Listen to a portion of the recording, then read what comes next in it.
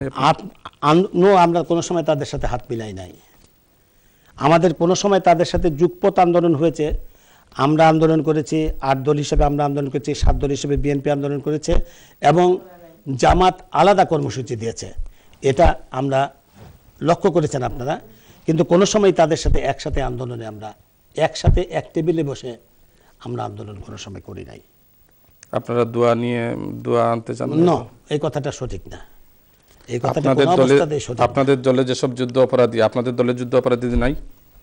হ্যাঁ, আমাদের সব দলে যদি কোনো যুদ্ধপরাধী থেকে থাকে অবশ্যই তাকে বিচার, যুদ্ধপরাধীরা আমরা 71-এর ঘাতকদের বিচার করছি।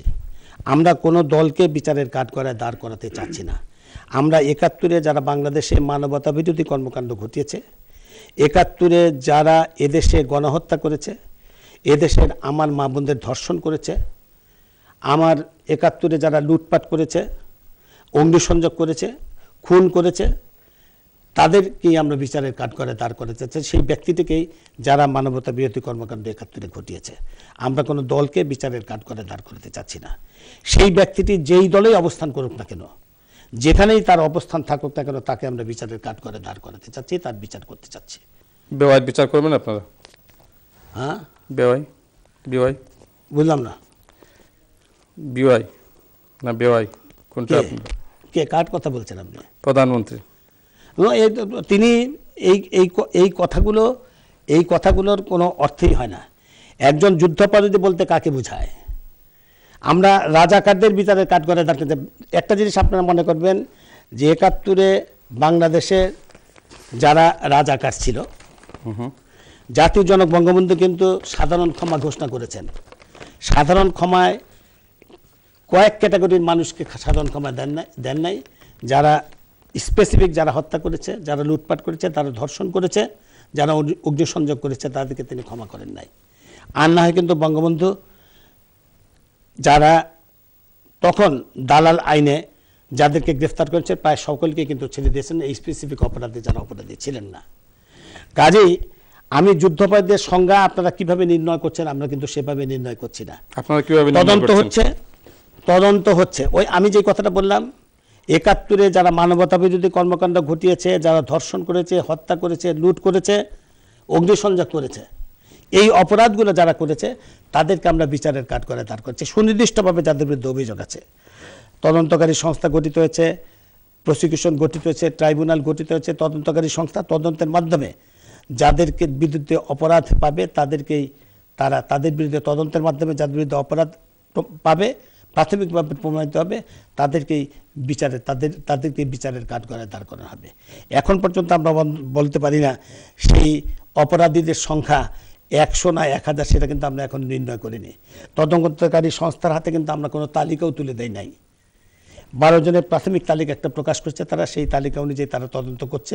সেই তালিকা বৃদ্ধি পেতে পারে, কতজন বৃদ্ধি পাবে, 100 জন না 1000 না 2000 না 10,000, সেটা কিন্তু এখনও নির্ণয় করা আমরা করছি না। কাজেই যুদ্ধাপরাধীদের এই যে মানবতার বিরোধী কর্মকাণ্ড যারা ঘটিয়েছে তাদের অবস্থান যেখানেই হোক না কেন, কোনো দলকে বিচারের কাঠগড়ায় দাঁড় করতে চাচ্ছি না, এটা আমরা স্পষ্ট বলতে চাচ্ছি। কাজেই তাদের বিচারের কাঠগড়ায় অবশ্যই আমরা দাঁড় করাবো। এই অপরাধের এই সংজ্ঞায় যারা সংজ্ঞায়িত অপরাধ যারা করেছেন, ধর্ষণ, হত্যা, লুণ্ঠন, অগ্নিসংযোগ, এই অপরাধে যারা অপরাধী তাদেরকে অবশ্যই বিচারের কাঠগড়ায় দাঁড় করানো হবে। সেই ব্যক্তিটির অবস্থান যদি আওয়ামী লীগে হয়, অবশ্যই তিনি বিচারের কাঠগড়ায় দাঁড় হবেন। তবে প্রধানমন্ত্রী আইতে হলে হবে না? না, আমি তো স্পষ্ট বলতে পারছি, সেই ব্যক্তিটির অবস্থান যদি আওয়ামী লীগে হয়, আপনি যে কথাটা বলতে চাচ্ছেন ভাষা কথার মধ্যে কোনো কিছু নাই।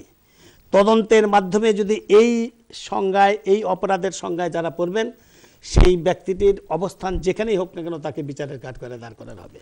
আনুন স্পেসিফিক অভিযোগ যার বিরুদ্ধে, আমার বিরুদ্ধে যদি স্পেসিফিক অভিযোগ আসে, অবশ্যই বিচারের কাঠগড়ায় দাঁড় করাবে। কিন্তু বঙ্গবন্ধু কিন্তু সাধারণ ক্ষমা ঘোষণা করে গিয়েছেন, এটা মাথায় রাখতে কিন্তু আমাদের হবে। অনেকেই বলেন যে সাধারণ ক্ষমা ঘোষণা করে দিয়েছেন, এখন আর তাহলে যুদ্ধাপরাধী কি? যুদ্ধাপরাধীর বিষয়টা অনেকেই বলেন যে তার যুদ্ধাপরাধী বাংলাদেশে কেউ নাই, সবাইকে তো মাফ করে দেখেছেন। আসলে বঙ্গবন্ধু সবাইকে মাফ করেন নাই, সবাইকে সাধারণ ক্ষমার আওতায় সবাই পড়ে না। এই স্পেসিফিক অভিযোগ যাদের বিরুদ্ধে আছে তারা সাধারণ ক্ষমায় আওতায় পড়েন না, তাদের অবশ্যই বিচারের কাঠগড়ায় দাঁড় করানো হবে। মাননীয় মন্ত্রী, আপনাকে অসংখ্য ধন্যবাদ। সুপ্রিয় দর্শক, আমরা কথা বলছি বাংলাদেশের বিচার, আইন ও সংসদ বিষয়ক প্রতিমন্ত্রী জনাব কামরুল ইসলাম সাহেবের সাথে। তার সাথে রয়েছেন তার সহধর্মিণী, এবং আমরা কথা বলছি আব্দুল্লাহ আবু ভাইয়ের সাথে, এবং তার সাথেও রয়েছেন তার সহধর্মিণী। আমরা যাচ্ছি ছোট্ট একটি বিজ্ঞাপন বিরতিতে।